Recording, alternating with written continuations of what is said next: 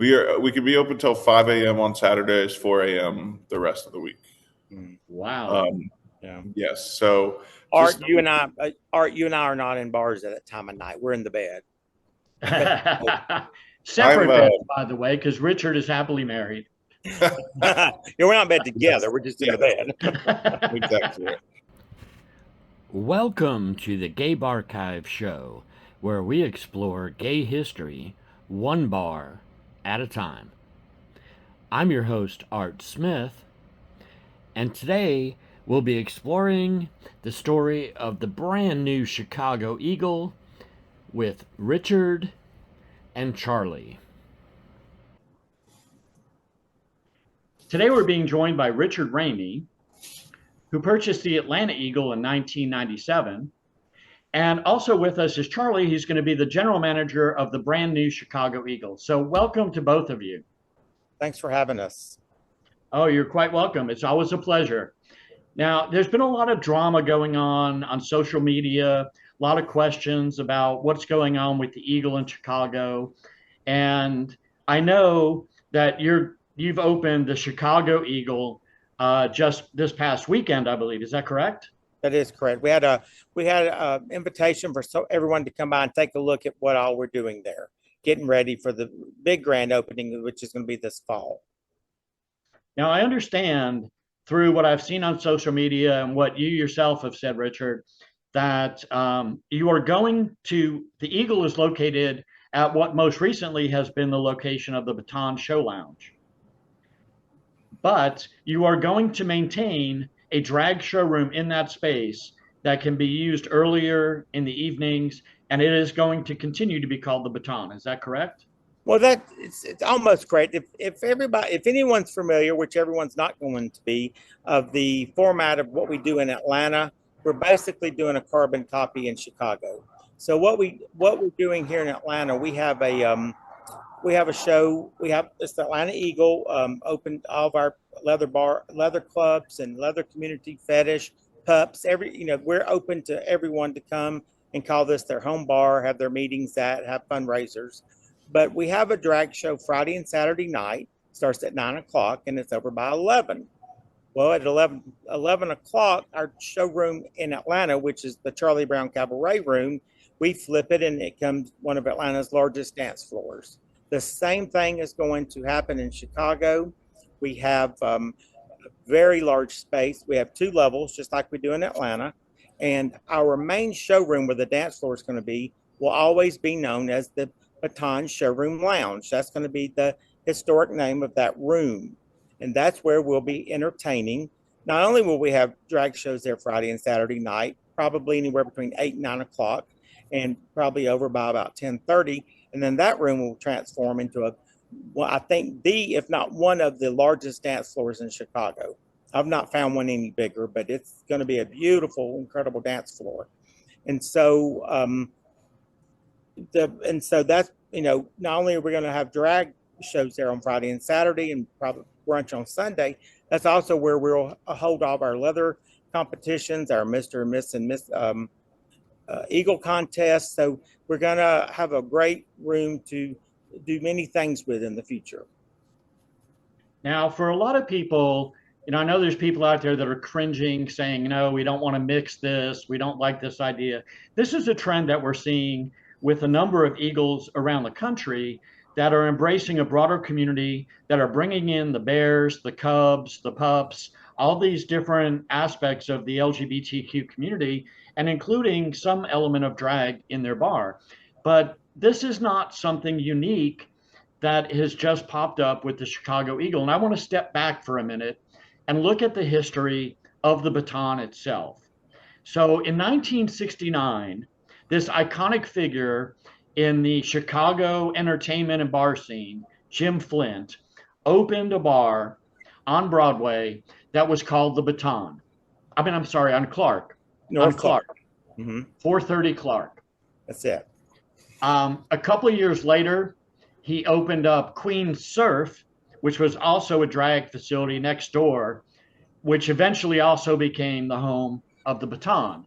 And that space continued to serve the Chicago community until 2019. So there's quite a history with the baton in Chicago, of course. And then in 2019, it moved to the location where you are now on Broadway.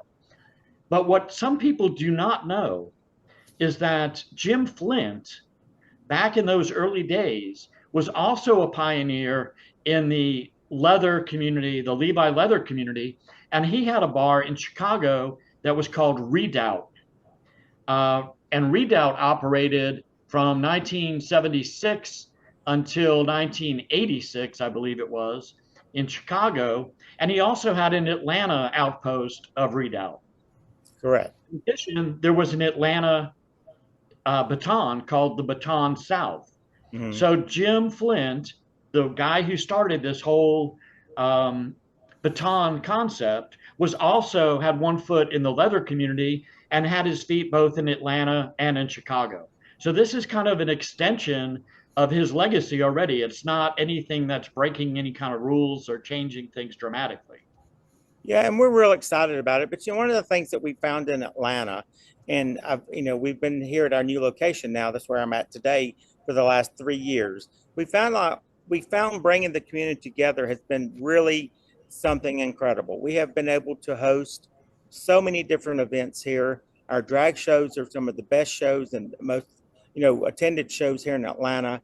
I mean, we have country night. We have we have our First Fridays. I mean, we have so many different events to give the opportunity for everyone in the community to come and enjoy. And what people are finding out is some of these larger spaces like the Baton and the Atlanta Eagle, I mean, we're just really too big to just, try to cater to one sector of the community. And to be quite honest with you, Art, what our community is going through right now politically and what's going on around the nation, we need to come together. It's time for us to come together and embrace each other. And we don't need to be divided, whether we're Leatherman or a bear or a drag queen or a pup.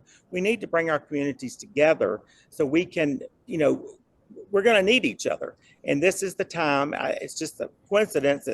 It happens to be this time that we're getting ready to do it in Chicago, but we really need to embrace this, and everyone needs to love each other and stand strong, because we are going to need to lean on each other the next 3 years.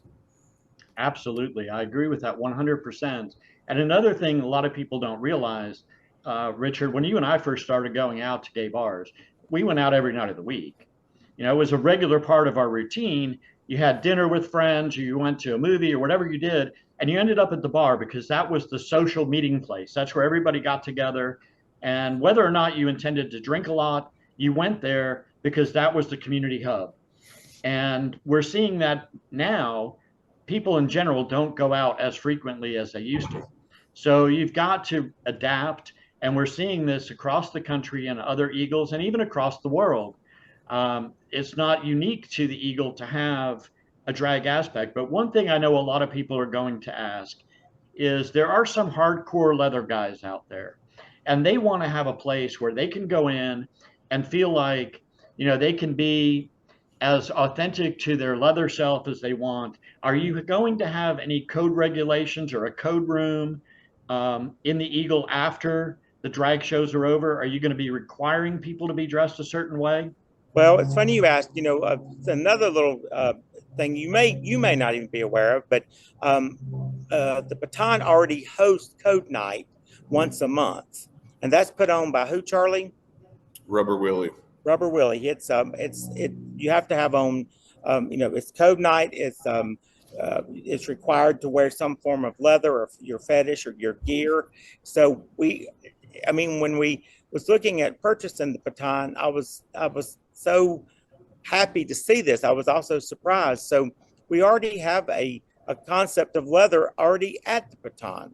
So, and also when people come and visit, they're going to realize that the space is split up enough to where, yes, we can still have Code Night and require, certain things, to come in your gear or leather. And then there'll also be a certain area where if you don't, have the gear or leather to wear, there'll be a sector of the bar for you to go as well. So the Chicago Eagle is going to be big enough to host everyone. And we really want it, it to be, and people feel authentic to themselves. So I'm real excited about the space that we have. Yeah, and I'm excited about what it holds for Chicago because, there's so much going on there. It's such a big and vibrant city for the gay community. And I remember, Richard, when you moved the Eagle to its current location at Ansley Square 3 years ago. And I was there on opening night and saw the excitement in the community, the lines wrapped around the parking lot. I mean, some of the other bars were hardly any customers, and you had a huge line waiting to get in. And I remember you telling me that you were a little bit sad that not everybody could get right in, that you felt like you know, you had done them a disservice by making them have to wait to get in. But it was just a sign of how much people wanted that bar in the city, and it's done incredibly well. We've talked about the evolution of the Atlanta Eagle. Its current location is a two-story facility that previously housed Burkhart's and Midtown Moon over the years. And it's a great space, but it is a large space. It's got a lot of different places. You have an upstairs that's completely separate from the downstairs, so you can do two different things at once. And I know you hosted, Charlie Brown hosted drag shows there for a couple of years before she passed away, and they were incredibly popular both with the leather community and the general community. So, it obviously is a proven method of operating that bar.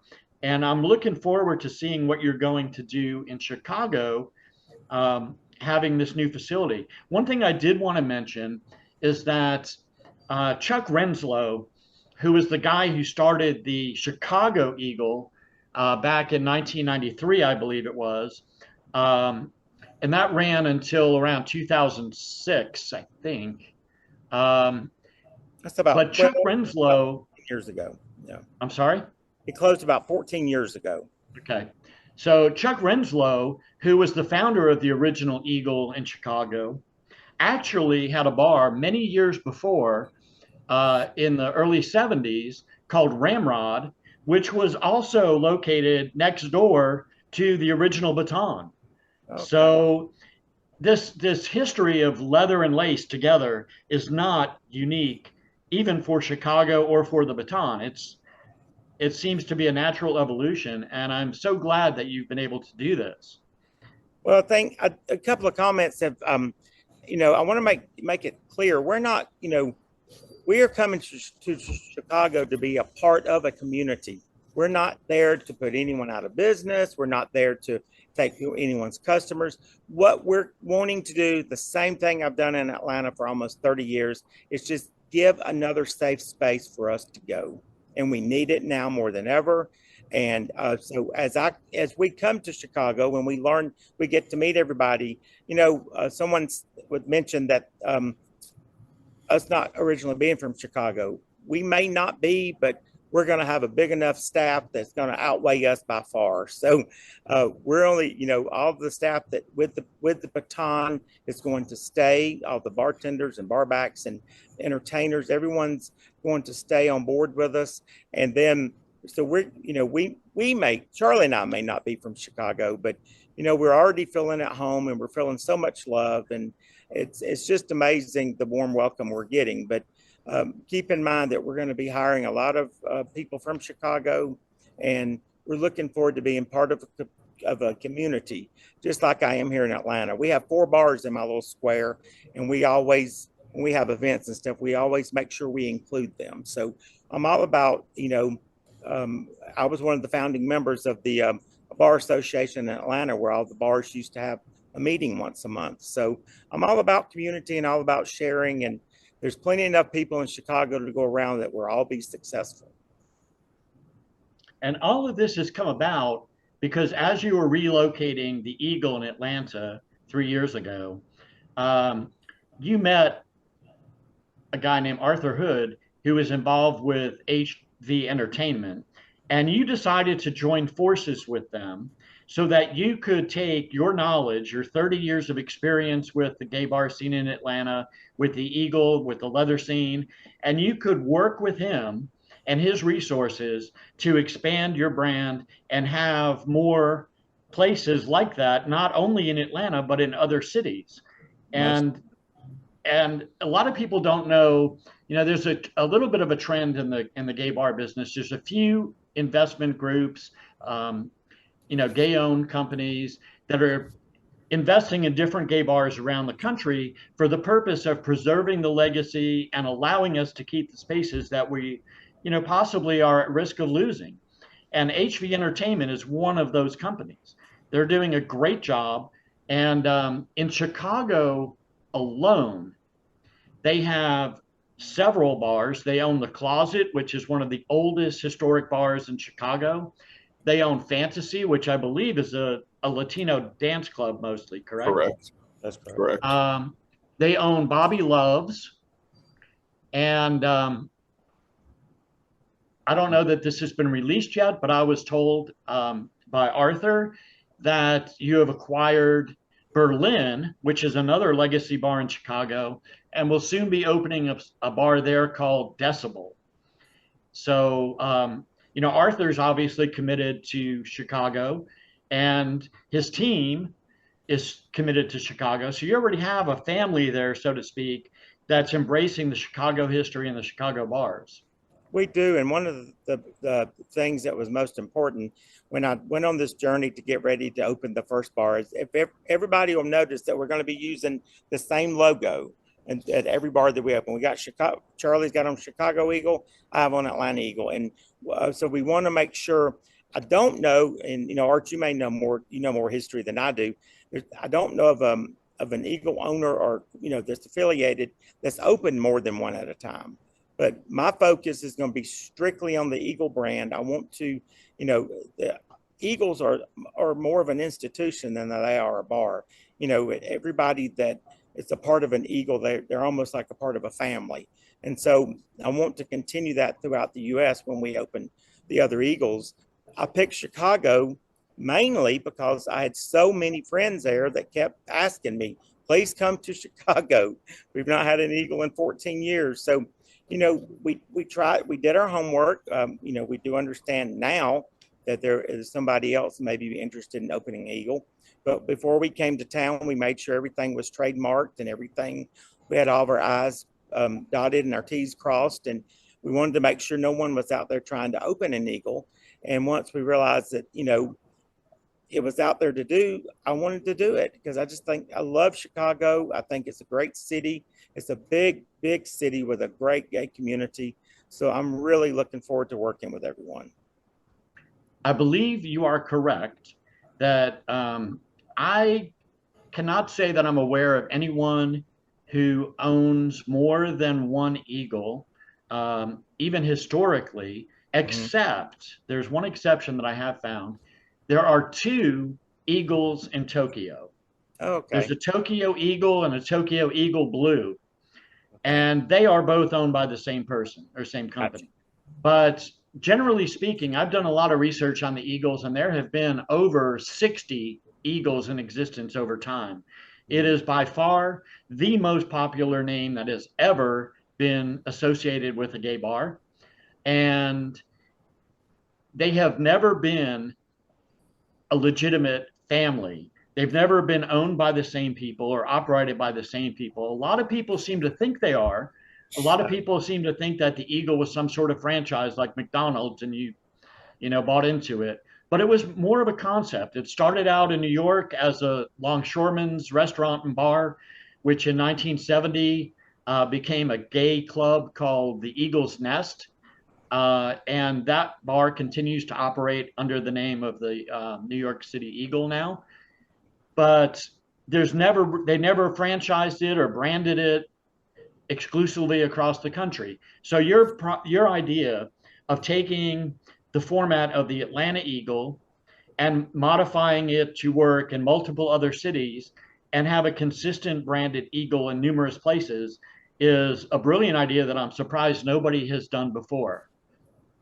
Well, here I am. I guess I'll start that trend. I'm really excited. I think that what made me wanted to start this was just me experiencing the love and the community that is in our Eagle. And Charlie can talk a little bit about the things and the people that we, work with, our clubs and organizations who we're going to be working with in Chicago, we hope. Excellent. Before we step into that, I want to ask you something because, we want people to know this as well, Richard. You've been involved in the Eagle world for 30 years plus. And you've been involved with a lot of organizations and a lot of activities. You were telling me just not too long ago that you kind of took one of the local groups under your wing and allowed them to have their event at the Eagle, and now it's outgrown the Eagle because it was so popular. What kind of events and organizations have you worked with at the Atlanta Eagle that you kind of plan to mirror in Chicago? Well, oh my goodness. I mean, I feel that we've worked with every leather club in Atlanta. We've worked with Onyx. We've worked with the event that you're talking about. I hope a lot of people went this year. It's called Kink Down South. It got its start here at the Atlanta Eagle, and I'm so happy to say it outgrew us. So that's a very big thing for Atlanta. I mean, I think it's the largest leather fetish event in the Southeast United States. The guys that started it are just great guys, and it's a great event. And we've worked with everybody from, of course, when I bought the Eagle, I was one of the founding members of Southern Bears, and we have our pups, and we have a lot of our fetish clubs, our leather clubs. We're real big on our sporting clubs here in Atlanta. We have softball, we have soft kickball, we have just about Stonewall. everything. And what, Charlie? Stonewall. Yeah, Stonewall Sports. We have the Atlanta Gay Softball League. We want to. We have a great patio for people to come and enjoy. So we really want to open our space up to as many people as we can, and to help them any way we can, to help them raise money to continue what their organization does and supports. So that's something I'm very proud of, and I can say we've done it very well in Atlanta for almost 30 years. But now I've been a part of the Atlanta Eagle since it's been open. So I was a customer for the first 10 years before I bought it. So I feel like I was there from the beginning. Absolutely. Now, Charlie, I kind of feel like you're being left out there. Um, you know, but tell us a little bit, first of all, tell us a little bit about the transformation of the baton space into the Eagle. What are you doing to make that bar space look the way you, as a customer and as a general manager, want an Eagle to look? So we are going to work on, it's color scheming, making sure, we have the right lighting, making sure that we have spaces for everyone, making sure, even the space is already the shell of the baton space. I think Richard can attest to this. When we walked in, it's wow. It has the stage there for our shows. It has the area for the dance floor. It has a back area for smaller events or whatever we may need it for. Another DJ to play back there. It has an upstairs and a downstairs, just like ours back in Atlanta. It's really to how Richard said, make a carbon copy of what we do in Atlanta. Just seeing the space off the bat, it looks like we already know what we're doing in this new city, in this new space, because it's so similar to our Atlanta Eagle. Now, you're also going to be welcoming the broader community. So you're going to have customers there. Obviously, the leather community will be there, but you're also going to have, I'm sure, bear nights. You're going to have pups and cubs there. It's not going to be all strictly what we think of as 1975, no tennis shoes, no cologne, no button downs. It's going to be a pretty mixed community. So even since I moved up here about 3 months ago to do this and make this my full-time. I was full-time general manager of the Atlanta Eagle. I believe in what we're doing. It's something I really want to be a part of. So I was given the opportunity to move up here. Since moving up here, like we talked about Code Night, that already exists. I have reached out with a local event that does bear happy hour. They rotate to the different bars, which I also really like. They're not kept at the same spot every Thursday. So Bear Happy Hour, we started doing that. We had the first one. It was 160 bears showed up, and I would say 158 of them had never been to the Baton before. And so the city has shown it's quick to come want to see a new space. There's so many different clubs that I think this Chicago Eagle can really benefit. I mean, like Richard said, the Atlanta Eagle, we support so many different clubs and groups, and they all are doing fundraising there every single weekend, every single week, from car washes to selling Jello shots to hosting drag shows to hosting gear swaps, anything like that. So really, we're going to be a big community hub, just like we are in Atlanta.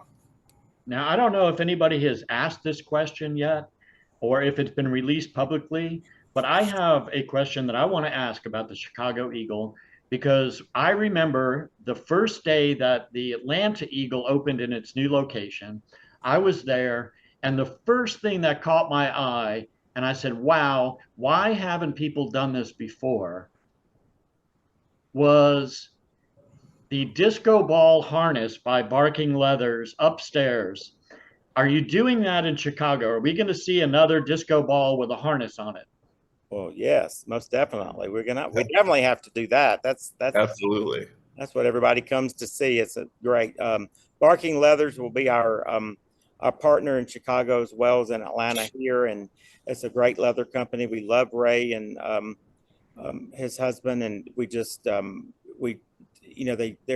they're another one that just gives so much to the community that it's unbelievable. And a quick note about Charlie, he was when I took over the space in Atlanta, it was Midtown Moon, and he was one of the employees with Midtown Moon. And I did the same thing as I've done with the Baton employees and wanting to keep everybody on staff. So when I met Charlie, he was first, bartender, and I saw something in him and I took him under my wing, and everyone in Atlanta truly misses him. And Chicago, you got a great guy. You're going to love him. He's really easy to work with, and he's going to work with anyone that, comes in and wants to fundraise. I mean, a lot of bars don't let clubs come in and actually sell liquor, but I mean, we let clubs come in and sell Jello shots and raffle tickets. Any way we can do that, give back to the community, that's what we're going to be there for. Yes, and you've been doing that for decades in Atlanta. You've already proven that this isn't just a whimsy, that you're going to do it for a minute to look good. You've been doing it for decades, so we know you're going to be true to your word. And I know from speaking to HV Entertainment that they have a commitment to the legacy of the bars that they buy. The Closet, like I said, is one of the oldest bars in Chicago, and they've maintained it as the Closet. They're respecting the history of the Baton by keeping the showroom with that name, and they're really committed to it. And for people who don't know this, the guy that is the principal of that company, Arthur Hood, he's a real estate investor. He's into public storage units. He's got his fingers in a lot of pies. A lot of stuff. And it's those fingers dipping into all those pies that allow him to be able to invest in these kind of opportunities. So it's a blessing that he came into your life and that you came into his, and now together you're growing this enterprise and being able to spread the brand onto a bigger platform. Yeah, let me assure you, if you hear the name HV Entertainment attached to something, it's something good. One of the things that I admire about the corporation and Arthur is when they come into like the Atlanta Eagle, they want to keep it authentic. Like, when they were interested in us partnering up, they didn't want to get rid of me. They wanted me to, become a part of. So they're real big about, keeping people on staff that knows that particular bar. So you may not ever meet Arthur. I mean, but there's several people within the corporation that behind the scenes is doing an incredible job that you may not ever meet. But I can assure you, it's a great corporation. Like you said, it's enabling some of these bars to stay alive and stay open. HV Entertainment actually was had purchased Midtown Moon, so they actually had the space that Atlanta Eagle desperately needed. And so when all that came to, and we came together, I mean, and we done such a great job here in Atlanta.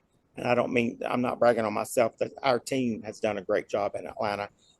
I was just excited to see what else we could do in other cities, and to, make sure that every big city, every city in America should have an Eagle. That's my opinion. And there are a lot that do not have them, surprisingly.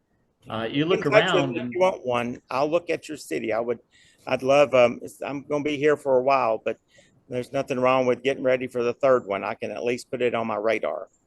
Let's get absolutely. this first. Now, Charlie, I think we need to get you to pose for a photograph so that they can make a life-size cutout of you and leave you in Atlanta when you're in Chicago, or leave you in Chicago if you go back to Atlanta for a visit. Yes. What do you think about that? I think it's a great idea. I do miss. I was in. So I a little bit about me. I grew up in Kentucky. I went to University of Kentucky. I graduated in 2015. Moved to Atlanta immediately, where I joined the Bucks rugby team. That was my first group of friends. My first group of even gay men that were people I hung out with. And because of the Bucks connection with the Eagle, I started going to the Eagle immediately as soon as I moved. That was my first, first introduction to the Eagle was right when I moved to the city, and going there and bartending just through the Bucks. So it's really wild for me to look back. And I remember, the first guy I ever kind of dated when I was still like 21, I remember him telling me, he said, there's these bars, they're called the Eagle. They're in a lot of big cities. And I think those will be more your kind of bars that you like to go to. And it's just, and that was when I'm 33. That was probably when I was 20. And it's really cool to me to be part of this, and be brought in as part of it and be trusted to do this. I do miss my friends dearly in Atlanta. I miss that bar. I miss working with that bar, but this is just an adventure for me, something that I really want to be a part of, and I know I can do. I know I can do it well. So I just took the leap and got it, made the move. I think that was one of my first things about Charlie. When I work with people, when they're already part of the Eagle family, it makes it so much easier because they understand what the Eagle stands for. So it's very important for people to understand that work with me. Yeah, and Chicago has such a rich history. If you haven't seen this, Charlie, you might want to pick up a copy. A friend of mine wrote a book a couple years ago. Two friends, actually, Rick Carlin and Suki Delacroix. They were both journalists in the Chicago gay scene for decades. And they wrote a book called Last Call Chicago. And it's got a listing, it's almost like an almanac, 1,001 LGBTQ spaces that have existed in Chicago since the 1920s. And they talk about the history of all these different places. But think about that, 1,001 in the last 100 years. That is a lot of spaces. And Chicago has definitely had a long history. They've had different neighborhoods over time that have been predominantly gay. Boys Town is more recent in the last few decades. But there was also the 1300 block of North Wells was the gay hub for a while. And there's been other bars that have been around town in different places. So Chicago has a huge history. And if you look into it and look into the history with Chuck Renslow and the original Chicago Eagle, which was kind of a late entry, actually, if you think about it, 1993 is kind of late considering how many other cities had Eagles by then. But I've had people for several years saying, why isn't there an Eagle in Chicago? And now this year, you've opened, and then there's another group who is going under the name of, I believe, Eagle Chicago, that so far has only done, I think, one pop-up at another. They don't have a location yet that serves liquor and whatever. So they're doing kind of pop-up, I guess, monthly events or something. But you're actually in a physical space that has a lot of history in Chicago. Physical space has a lot of history. We did get the late night license approved. I believe we're one of the first to get one of those in Chicago in quite a while, right, Richard? I think in about 10 years. Right. So we And have. how long can you be open? We can be open till 5 a.m. on Saturdays, 4 a.m. the rest of the week. Wow. Yeah. Yes. So Art, you and I are not in bars at that time of night. We're in the bed. Separate beds, by the way, because Richard is happily married. Yeah, we're not in bed together. We're just in the bed. Exactly. I think, it's really neat. I think I'm a nightlife person. I've always gone out in nightlife. I'm also a DJ. So nightlife and late nights are my thing. It's what I do. It's what I love. And being part of it. So I think I am quite a great candidate for this job and to bring music. I love music, and it's just I love. I mean, just creating environments and spaces that bring everybody together, because there's just it's a really good feeling for everyone to have a space like that. Multiple spaces, and always bringing more of those spaces instead of taking them away. Right, and it's also good for the community, because if I remember correctly, and I think Richard can probably speak to this, but if I remember correctly, back in the 70s and 80s, the general gay community had a little bit of a jaded view about the Eagle community, about the leather community. So there were a lot of people in the gay bars that were, preppy white boys or whatever, and they kind of scowled when they saw somebody in leather gear and said, "Oh my God." But now, by having these spaces like the Atlanta Eagle and like the new Chicago Eagle, they're getting to meet these people. You're getting to shake their hand, have a cocktail with them, maybe dance with them or whatever. And you're getting to know them as people instead of this image that you have in your mind of this sinister character that's going to, take you home and slit your throat or something. It's really good. Yeah. It's really good for the community. I mean, you're getting to, and the Eagles in particular have always been big supporters of fundraising for the community. A lot of people don't realize that, but the leather bars played a big role in raising money for HIV and AIDS and for pride events and all kinds of things that have happened over the decades. And a lot of people just either don't know or don't want to think about it. But the community it's very much like the Sisters of Perpetual Indulgence. They're not your cookie cutter drag queens, but they serve a very good purpose. And the Eagles it's here for a purpose, and not just debauchery. Yeah, there's much deeper meaning to it.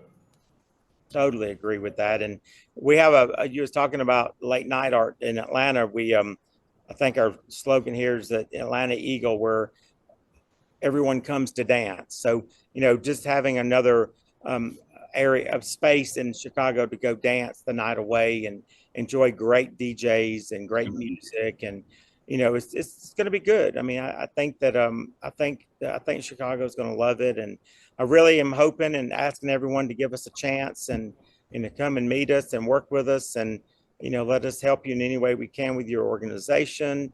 And we want to feel like we're a part of Chicago. I'm so happy that Charlie got to move up there. Unfortunately, I'm in 3 cities right now, so I'm all over the place. But I really do feel at home now in Chicago when I go. It's I'm actually learning my way around, and so it's a great city. All the community there deserves have a bunch of different bars to choose from, and we're excited that we're going to be put on the list. And I'm excited for you to be there. Another thing that people don't necessarily look into, but you're experiencing something that is a little bit unique in the gay bar business. You have this advantage kind of economies of scale, because by having two eagles, the research you do to find entertainment for one can be used at the other. So if you find, Mr. Rubber America and have a good relationship with him, you can sign him to work to visit two locations. If you Correct. find different types of entertainment or different organizations that want to get their word out, that are national organizations, you can put them at both places. You can take DJs that fit the mold of what you want to do at the Eagle, and they can perform one weekend in Atlanta and one weekend in Chicago. Have you been joining our employee meetings, our managers meetings? I You have know too not. much. You, That's our plan, Art. I mean, we do plan on and all of our including our entertainers, our drag performers in both locations Absolutely. are excited to be able to go back and forth. Our DJs and even our bartenders. One good thing is Chicago Pride is one time of the year and Atlanta Pride's another. So, we can take some of these bartenders and then go to Chicago, and some of them can come to Atlanta. So, it is going to be great, and it's going to be fun. I think it's going to be lots of fun for all of us, and we're excited to kick it off with a little preview from this past Saturday night, and we hope that everybody will come and see us, and like I said, give us a chance and see what you think. I'm hoping that everyone likes what Charlie and I are going to be doing. And I think you need to, I know Paul Beecham personally. I've known him for quite a while. And I know he's the one who organized that kink event that's exploded out of the Eagle. Yes. And I hope you can bring him to Chicago and do a similar event there. For people who don't know Paul, if you met him in the daytime, he looks almost like he could be an insurance broker or, working on Wall Street. He has, and then all of a sudden he comes up with this huge kink event that has just blown the pants off of the Eagle in Atlanta. Yeah, And him and David has done, but this was the third year. correct. First year is funny. First year, Art, we had it inside the Eagle, like on our dance floor. The second year, it was so big, we had it in the entire parking lot of the Eagle. And by the third year, it had to go somewhere else because we didn't have any more parking lots to put it in. So it had a great location this year. And once again, they just did a great job. They had a great fetish party here on that Saturday night. I mean, it's top notch. I mean, they do it first class, and and one of the things you will also, I'll bring to Chicago, which I don't know if they have it, and I'm real big on education.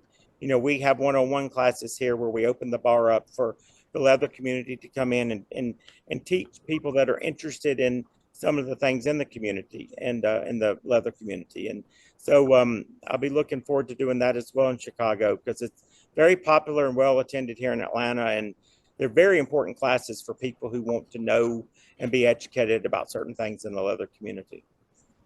Absolutely. Absolutely. And that's something you don't always find in leather bars. I know some of them you walk in and you feel like they're judging you because you're not leather enough for them when you walk in the door. So it's nice to know that not only are you teaching people already in the community, but people who might just be curious about it and want to come out and find out, hey, is this something I might be interested in? And I think you're going to find a lot of younger people under the age of, say, 30 or 35, that are going to be coming in and opening their eyes to new opportunities that they were unaware of in the past. So I think it's a great thing. That's what we hope. I even sometimes now go up to the dance floor here in Atlanta, and I'll see all these young people, and I'm like, and that's something new for me, because Atlanta Eagles always been more of a mature bar, and so seeing the younger people coming out and like you're saying, socializing and becoming friends with some of our people. We have the not only pups and leather, we have furry night here every quarter. I mean, so people are so fascinated by it, and they really enjoy it. I mean, they really enjoy it. But having just seeing everyone coming together is something very special for me, and it always will be. So I got to ask you one question. As you can tell from behind me, I've got a bunch of disco balls up here. I see. Where do I order the harness to fit one of them? You call Ray. You call Ray over at Hey, at Barking Leather. He'll take care of all Leather. your leather needs. He'll custom fit your disco balls. He sure will. All right. Any balls you want taken care of, he's the man to do the job. Call Ray. Excellent. So when do you anticipate having the grand opening of the Chicago Eagle? Well, I'm scared to say because I don't want nobody to come back and say, well, you said. So we're saying this fall. Trust me, everyone will get an advance notice of when everything, everything is, a lot of things are ordered, from the dance floor to the walk-in cooler. So it's all according to how quick everything can get there and we can get everything done. If there's anything we need for a permit. So we need a little time. We're hoping 8 weeks, but the people that came Saturday night, they were able to see we've got a big jump on it.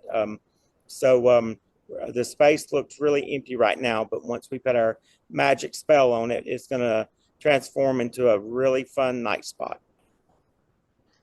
Now, Charlie, you said that you're a big nightlife fan. You love music. You love late night partying. The bar can stay open until 4 or 5 in the morning. So tell me, should people in Chicago and elsewhere who are going to travel to Chicago, should they be making plans for an extraordinary New Year's Eve at the Eagle in Chicago? I can already say that is one thing that Richard does big is New Year's Eve. New Year's Eve can definitely, I would say, you can go ahead and plan on having a New Year's Eve at the Chicago Eagle for sure.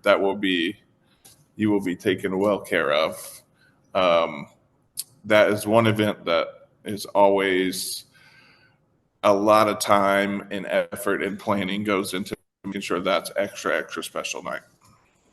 Well, yeah, and I want people to have an opportunity to get ready and to pick out that, rhinestone encrusted leather harness or whatever it is that they need to wear on New Year's Eve to feel like they're celebrating. But the Chicago Eagle, New Year's Eve, it's going to be an incredible party. They're going to be open until 5 o'clock because what day is New Year's Eve? No, it's in the middle of the week. So you'll be open until 4 in the morning. Yeah, 4 a.m. Yeah. So, all right, we can't wait till you come and visit and see this and see our new location. And I look forward to you getting in touch with Jim Flint. Whether I'm on that interview or not, he's an amazing person and a very fascinating person. And I don't know.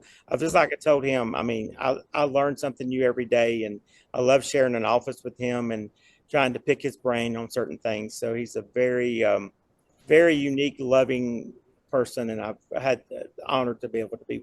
I feel the same. It's been really special for me to meet Jim, because I hear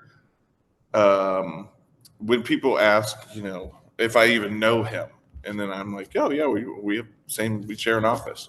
Can I go in there and if I have any questions about the building, if I have any business questions, it's just it's cool for me to have someone like that. That's just a legend in this city that just works right next door to me. Absolutely. He's and amazing. To think that Jim Flint opened the baton probably before your parents were born. That's wild. I think he opened it. I was 2. Was it 19? What year did he open? 69. I was 4, 5. I was 5. So I was 5. My parents are 65 and 68. Yeah. Yeah. So I was 5 years old. I knew I was gay then. I could have went. So. But Art, don't forget our upcoming Pride in Atlanta is the weekend of October the 9th, 10th, 11th, and 12th. And I just want to do a big shout out to our Atlanta Pride Committee this year. I was had the incredible honor of being chosen as one of the Grand Marshals. And so I'm looking forward to our float's going to get to ride up front with me in the parade. So I look forward to getting to see a lot of people and just experiencing Pride in a whole new way this year. I'm just so honored. And me and Lena Lust was 2 of the people out of 7. Sorry, I don't have the full lineup, but you know, Lena was another person that, you know, I used to go see when I was in high school at Illusions, which you are very familiar with Illusions. Unfortunately, our younger generation's not, because it's gone. But seeing working with Lena now, all these years later, is just amazing. Same way with Charlie Brown and Shauna Brooks, and just all of them. It's incredible that I'm getting to work with these incredible entertainers. So I'm honored that she and I are going to be co-grand marshals this year. So it's going to be a fun time in Atlanta. So y'all come out and celebrate in Atlanta with us in October. And not only is it Pride weekend in Atlanta, but it is also the third anniversary of the Atlanta Eagle opening, which opened on Pride weekend in 2022. Well, you know, I kind of forget that, because I always go back to my old saying is, what was I thinking? So it was a hell of a weekend. It was crazy. It was, after I did it, I thought, I have lost my mind. So, but yeah, so y'all come out and help us celebrate our third anniversary at this location. And just, we'll all be here. Charlie will be here. I'll be here. We'll all be in Atlanta. We'll have events all week long. From all week long. The weekend before to Monday, Tuesday, Wednesday, Thursday, Friday, Saturday, and Sunday, we have a full action-packed Pride celebration. Great DJs coming in from all over, and I'm just so excited. I'm real excited about this year's Pride. So we hope to see everyone there. And you should bring a stack of the Chicago Eagle t-shirts there, so they can sell them in the store at the Atlanta Eagle as well. Okay, I still got to get your 2 mediums, so I'm working on it. I ain't forgot you. It's your size is the problem. I keep running out of medium, so every time I turn around.